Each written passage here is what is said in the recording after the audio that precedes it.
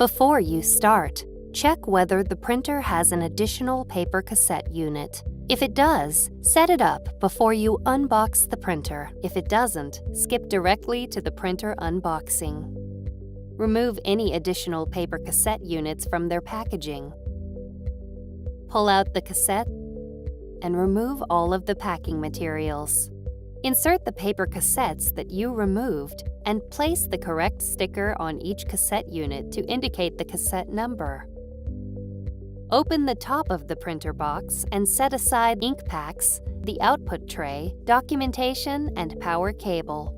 Remove the foam packaging.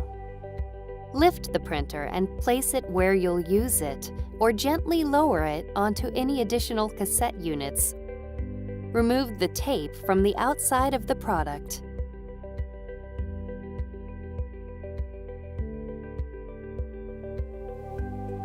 Make sure to open the printer and remove the packing material around the print head.